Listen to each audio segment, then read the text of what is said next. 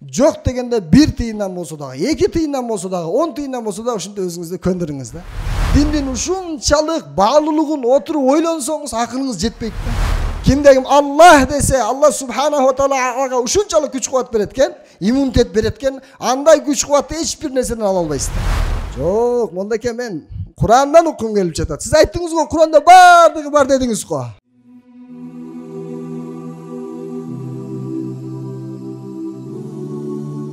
Allah subhanahu wa ta'ala'nın kaloosu menен biz dagы bul alamga jaraldık.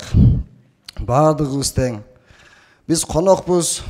Bul жашоодо эч ким туруктуу эмес. Бүгүн күн жылуу болгону менен эртең суук болот. Бүгүн кубанганыңыз менен эртең ый болот. Бүгүн жашаганыңыз менен эртең өлүм болот. Бүгүн жаш болгонуңуз менен эртең карылык болот. Эми her bir insanın armanı baktulu bolu da. Her bir adamdan köçöden toktatıp alıp surasan, sen kayakka uratasın, senin maksatın ne? Emneni kalaysın dese bardık aytat, men baktululuktu kalayım deydi. Her bir insan baktulu bolgusu kelet, kim bolsa dağıcı. Birok baktululuktu her kaysı jaktan izdeyt, baktululuk bir gana Allah Taala'nın hükümünde. Kim Allah'ın hükümünden yaşasa, bul dünyada da baktulu olur, ahirette de baktulu olur. Baktululuk toluk dinde. Din adamdı baktuluk kılış üçün verilgen, dünya sınıf üçün verilgen. Dünya sizge konuk, bugün verilet, erten alınat. Bu dünya jaşosunda Peygamber aleyhisselam bizge aytat, kun fid dünya keanneke garib. Siz bu jaşoda jaşağınız bötön adam siyahtı, çoçun adam siyahtı jaşağınız deyil. Bardığımız den çoçun adamdı bileviz de, biz yerge barganda etiyat kılıp cüret al. Al çoçun da, hani hiç kim tanımaydı, ağa jardan bergen hiç kim yok. Etiyat kılıp cüret al, korkup cüret al. Peygamber aleyhisselam bizge dünyada çoçun siyahtı olup yaşağıla deydi. Av abiru sabil, je olboso joloçu siyahtı olup yaşağıla deydi. Joloçu joldan ketip bara jatıp bir baktın kölökösünde salatdaga ketip kalat. Ayaldamada olturat biraz ketip kalat. Biz joloçu ekenmiz. Kvartirant kemiz bardığımız. Bugün varmız jaşodo erteң jokpuz. Emne kılışыбыз керек emi? Jaşoodun maksat emne? Allah'ты razı kılışыбыз керек. Allah'ını tavuşubuz gerek. Allah'a jakındaşыбыз gerek. Peygamber aleyhisselam berekeli hadisinde aytat, "Man batta'a bihi ameluhu lam yusri' bihi nasabuhu." Kaysıl insandın jaman işleri Allah Taala'nın mehriminden alıstatıp salgan bolsa, Allah Taala'nın mehriminden jaman künölerin, jaman işlerin sebebinden alыстап ketken bolsa, abroylu uğrudan bolunsu Allah'tın mehrimine jakındata albayt deydi. Abroylu uğrudan bolsun. Paygambardın jakın tuğanlar dele bolgan.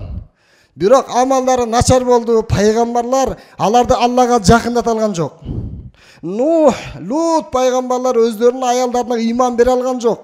Nuh aleyhisselam özünün jürөгүнүн mömösü bolgan özünün balasına tuğra jolgo salıp hidayet bere algan jok da. Emnege? Sebep balanın amалы buzuldu da. Har birebizдің мамилебиз Allah Taala менен. Eğer Allah менен мамилебиз оңолгон болсо, бүткүл калайык менен мамилебиз оңолот. Eğer Allah менен мамилебиz buzulgan bolso, Allah saktасın. Allah Taala narazı bolso, anda siz менен биздин эч ким менен жашообуз оңолбойт да. Жашоону оңош үчүн, оңдош үчүн Allah Taala din berdi bizge.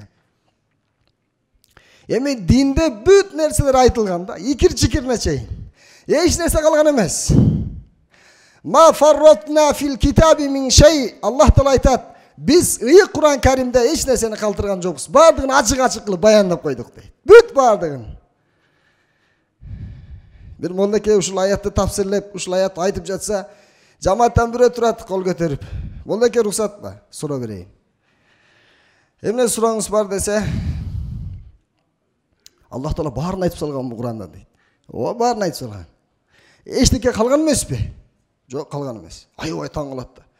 Чындап эле сура берейин анда. Bir мүшек ундан канча нан чыгат дейт.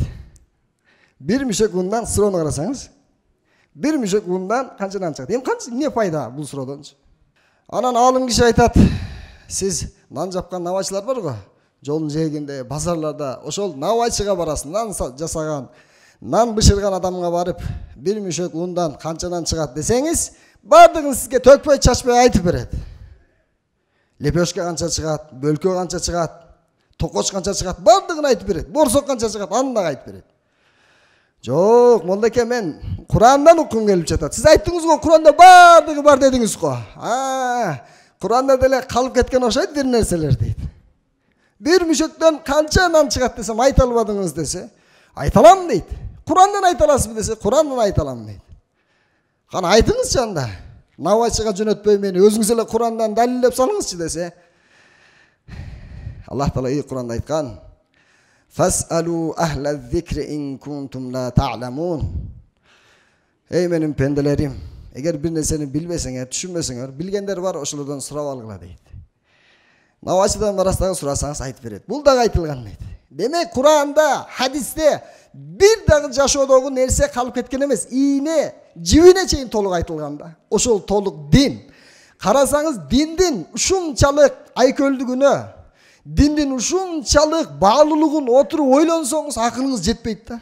Бүт нерсе каралган да, эч нерсе калып кеткен эмес. Сиз да, биз да барбыз. Бардыгы 8,5 миллиард адам болсо ошонун бардыгынын акыбалы бар да. Эмне кылыш керек? Бүт бардыгы тең айтылган да. Эми Аллах субханаху ва тааланын өзүнүн сыфаттары бар, көркөм сыфаттары бар. Аллах деген бул өзүнүн өздүк аты да. Бул эч бир тилге которулбайт. Француз тилине дагы, англис тилине дагы, эч бир тилге, орус тилине дагы, өзбек тилине дагы эч бир тилге которулбайт. Аллах деген ал өзүнүн өздүк аты да. Кимдегим Аллах деп Аллахнын атын айткан болсо, асман жер нурга толот дейт. Кимдегим Аллах десе, Аллах субханаху ва таала ага ушунчалык күч кубат береткен, иммунитет береткен, андай күч кубатты эч бир нерседен ала албайсыз да. Аллах сөзү ушунчалык салмактуу, баалуу, бул өздүк аты, эч бир тилге которо албайсыз. Аллах, Аллах, Аллах. Аллахтын өздүк аты ким экен? Аллах. Аллаху нурус самавати вал ард. Куранда келген. Аллахтын өздүк аты Аллах. Ал эми Аллахтын ким экендигин, кандай экендигин, анын кудурети кандай, анын аскерлери кандай, анын байлыгы кандай, падышачылыгы кандай, мына ошолордун баардыгы тең анын сыфаттарында айтылган да. Пайгамбар алейхиссалам нурлуу хадисинде айтат: Аллах Тааланын 100дөн 1 кем 99 ысмы бар, көркөм аттары бар. Ким аны жаттап, жүрөгүнө сактап, ошону айтып жүргөн болсо, анын дуасы кабыл болот, ал сөз бейишке кирет дейт. Бейишке киргизет Аллахнын сыфаттарычы. 99 сыфаттарынын кээ бири Аллахка гана таандык: жаратуучу, рызкы берүүчү, өмүр берүүчү, өлүм берүүчү. Кээ бирөөсү Аллахтын өзүнө гана таандык. Ал эми кээ бир сыфаттары бар Аллахтын, пенделер менен шериктеш да.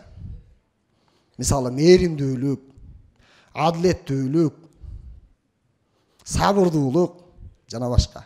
Аллахта да табылат. Аллахтын сыфаты пенделерде да табылат кээ бир сыфаттарчы. Мына ошол сыфаттардын бири болгон берешендүүлүк туурасында токтоло кетели, айта кетели. Пайгамбар алейхиссалам хадисте айтат: "Тахаллаку би ахлaqillah." Аллах Тааланын мүнөзү менен мүнөздөнгүлө дейт. Аллахтын сыфаттары бар. Ошол сыфаттары менен өзүңөр сыфатталгыла. Ошол сыфаттарды өзүңөрдүн жашооңорго алып келгиле дейт. Аллах Тааланын сыфаты бизде болсо, биз Аллах Таалага эң жакын болобуз да. Аллах Таала берешен хадисте Пайгамбар алейхиссалам айтат: "Алланын казнасы мал'анун", топ-толо дейт. Бөксөрбөй деген.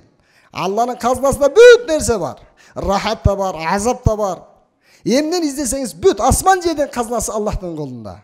Бирок Аллахтын казнасы эч качан азайбайт, кемибейт. Алам жаралгандан бери Аллах берип атат. Күндү чыгарып атат, нур өчүп калган жок. Түндү берип атат Аллах Таала. Жамырды жадырып атат, суу токтоп калган жок. Адамдар жаралып атат, айбандар жаралып атат, өсүмдүктөр, бактырактар бардыгы тең өзүнүн огу менен да. Ошону баарын ким берип атат бизге? Ким берип атат ошол жакшылыктардын баардыгын? Аллах. Аллах субханаху ва таала берип жатат. Алладан башка эч ким эч нерсе бере албайт. Ва асбага алейкум ни'амаху зохирatan ва батина. Мен силерге көзгө көрүнө турган жана көрүнбөй турган жакшылыктарымды, неаматтарымды берип толуктап койдум дейт. Өтө толук кылып берип койдум дейт. Ошол Алланын казнасы, Алланын сыфаты берешен, Берешен, ушунчалык берешен токтобойт да. Алам жаралгандан бери берип атат. Канча кылымдар өттү. Эми дагы бере берет. Бизден кийин дагы бере берет. Алланын казынасы толо бөксөрбөйт. Эмне үчүн Алла бере берет? Себеби Алла берешен. Аллахтын заты берешен, жана берешендүүлүктү өтө жакшы көрөт да. Сахаба радиаллаху анхумдар айтат, пайгамбарыбыз саллаллаху алейхи ва саллам ушунчалык берешен болгон, өмүрүндө бир дагы жолу бирөө бир нерсе сурап келсе жок деп айткан эмес дейт. Өмүрүндө бир дагы жолу жок деп айткан эмес. Дароо берген дейт. Жок болсочу? Жок болсо карызга алып туруп анан берген экен да. Шунчалык берешен болгон, 12 айдын мырзасы болгон Рамазан айда катуу соккон шамалдай төгүлүп эле калат эле дейт да пайгамбарыбыз. Өзү берешен, Рамазанда таптакыр берешен болуп калат эле. Биротоло берешен болуп калат эле. Эмне үчүн пайгамбарыбыз мынчалык берешендүүлүк кылган?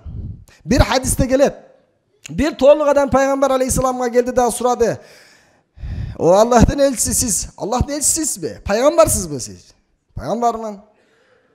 Siz kimge çakırasınız? Ben Allah'a çakıram. Al kim? Anan Allah Teala'nı tanıştırdı.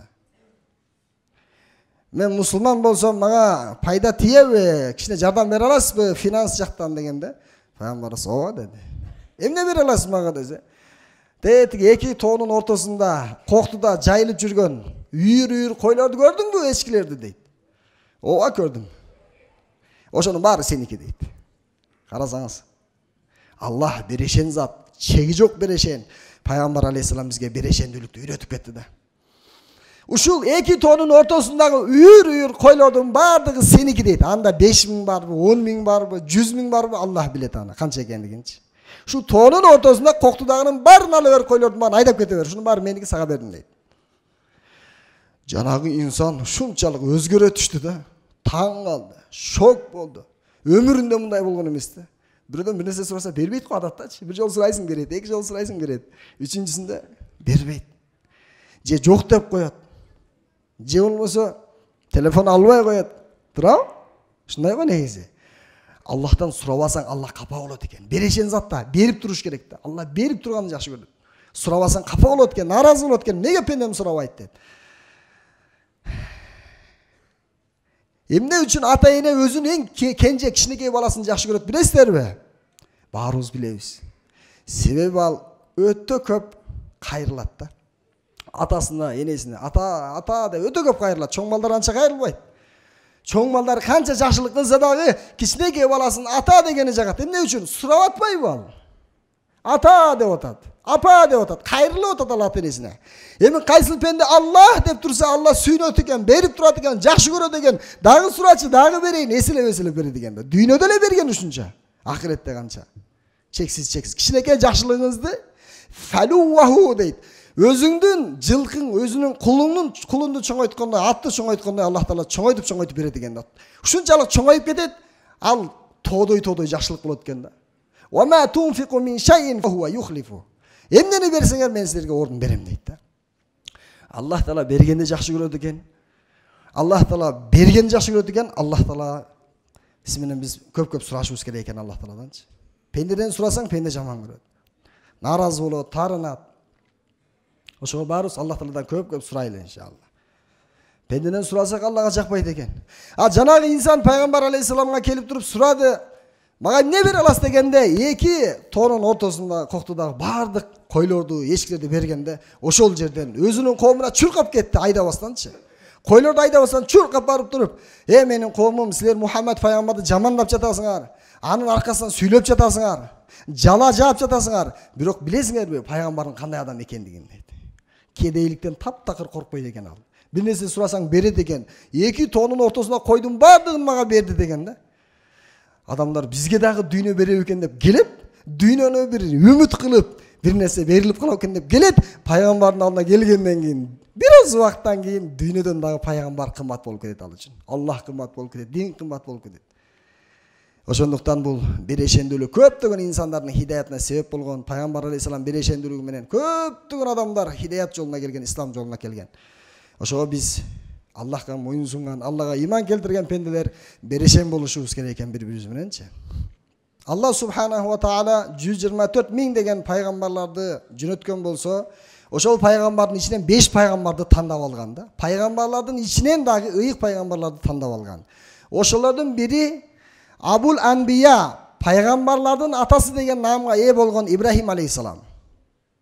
Эмне үчүн пайгамбарлардын атасы деп наамга конгон десе, Ибрахим алейхиссаламдын балдарына, неберелеринен, ошентип өзүнүн укум тукумунан миңдеген пайгамбарлар чыгыптыр да. Ошон үчүн Ибрахим алейхиссалам пайгамбарлардын атасы деген наамга ээ болгон. Күндөрдүн бири bir kişi gelip surayt, ey İbrahim, Allah'ın sүйүктүү пайгамбары, Allah Taala sizni dost kılıp aldı. Özün kitabında aytıp jatat. Emne üçün? Emne üçün siz Allah'ın dostu olup kaldınız dese, İbrahim aleyhissalam 3 nesini aytkan eken. Birincisi, ihtartu amrallah ala amril ahar. Mahluklardan hükmünün Allah'ın hükmünü aldın koydum deydi. Dünya işinin din işini aldın koydum. Bu birincisi deydi.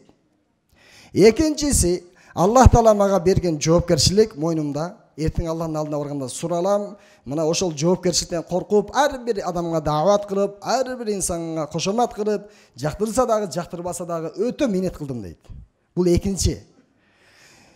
Üçüncü sebebi, وَمَا تَعَشَّيْتُ وَلَا تَغَدَّيْتُ إِلَّا مَعَ الضَّيْفِ. Erteli keç bir da jolu özüm жалгыз tamak жеген жокмун deydi.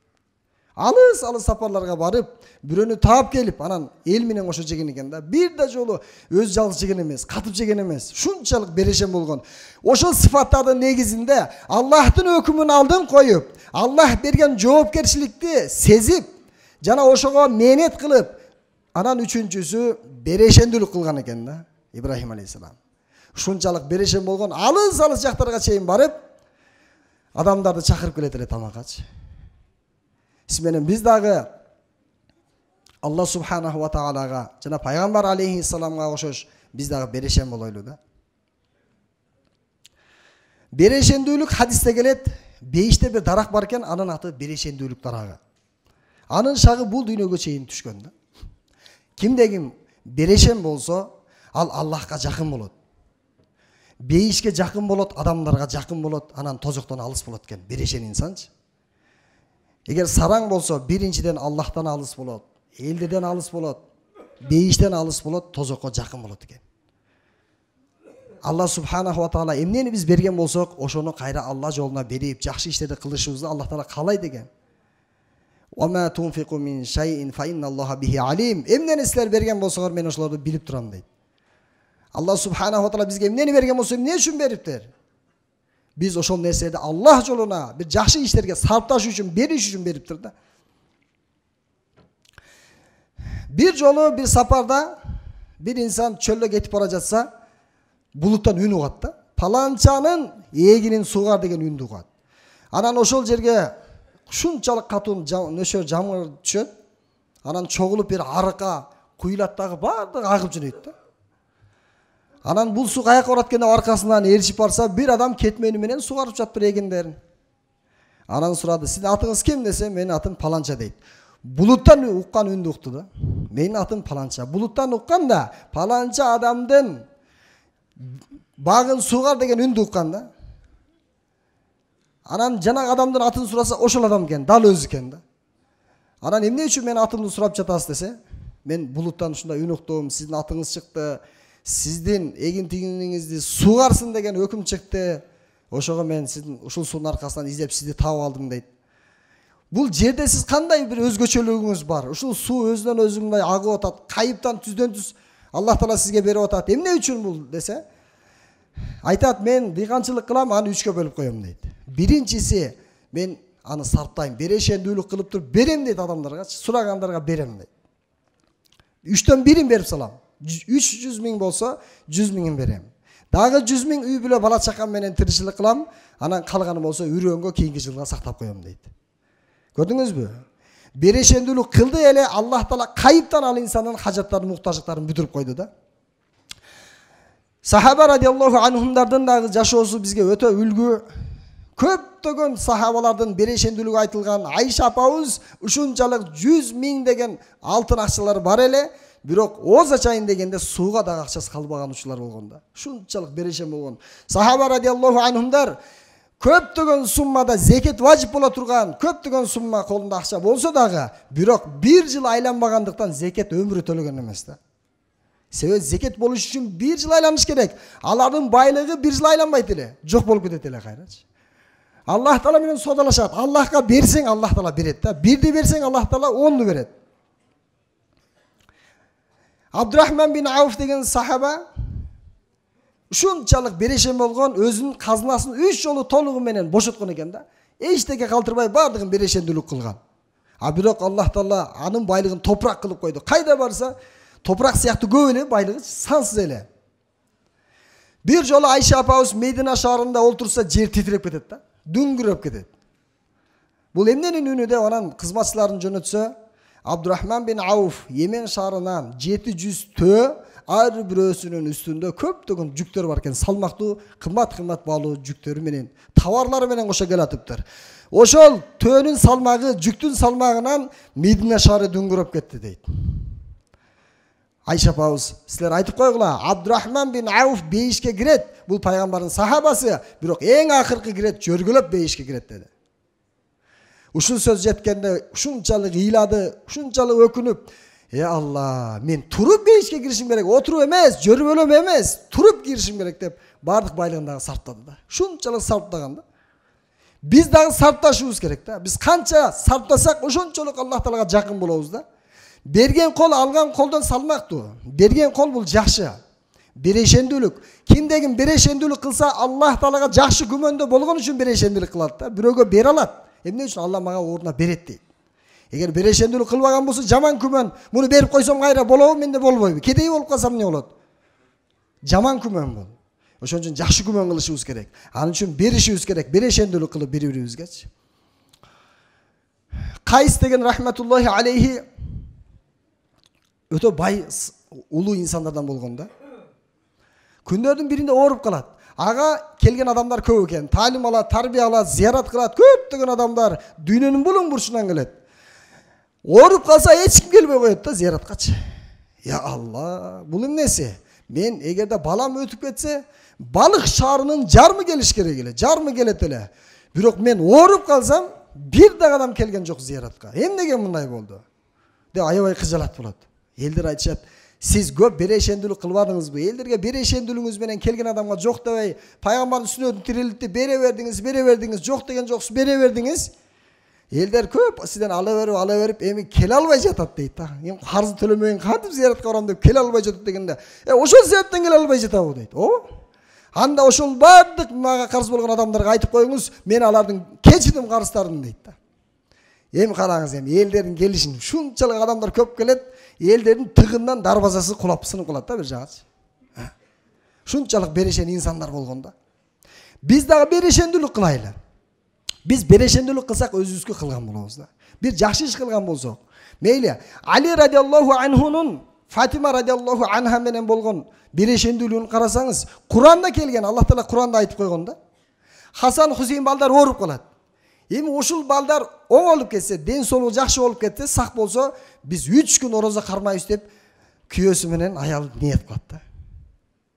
Анан айыгып кетет, Алла шифа берет, эми убаданы аткарыш керек. Назыр деп коет, назыр соом. Ошол убада кылган орозосун аткарыш үчүн Али радиаллаху анху элдердин сууларын ташып бир аз буудай алып келет, аны талкалап, анан нан кылып туруп, ооз ачарда эми оозун ачайын деп жатса, сырттан бир адам келип калат. وَيُطْعِمُونَ الطَّعَامَ عَلَى حُبِّهِ مِسْكِينًا. Шунчалык муктаж адам экен. Эшти такылдатып, биз муктаж элек, эгер мүмкүнчүлүк болсо бербейсиңиздер бизге бир жардам десе, баягы токошту колуна кармата коет. Эчтеке жок, суу менен ооз ачышат. Эртеси күнү Али радиаллаху дагы кызматка чыгып кетет. Кечинде бир аз буудай алып келет, аны бышырып, жарылчакка тартып. Эми ооз ачайын деп жатса, ятиман экинчисинде эртеси күнү жетим келип калат, жетим бала. Агыла берип салат.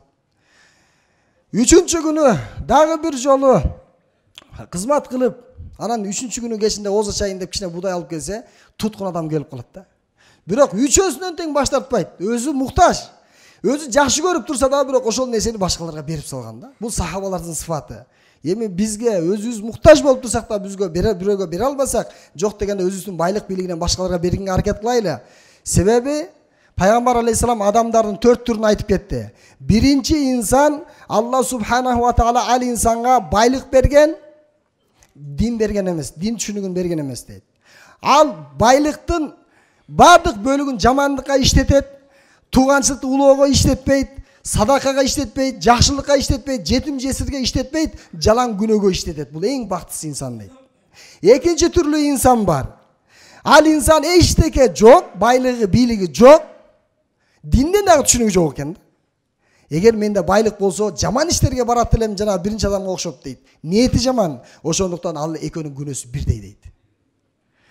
Ал эми үчүнчү түрлүү инсан, Аллах Таалага байлык дагы бериптир, дин түшүнүгүн да бериптир. Ал күнү түнү жакшылык кылат, байлыгын берет.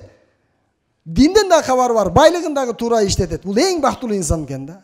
Ал эми төртүнчү инсан, динден түшүнүгү бар, бирок байлык бийлиги жок. Мен байлыгым болгондо берешендүүлүк кылат элем десе, ошол инсанын сообу жанагы бай инсанга, берешен инсанга тең болот экен да.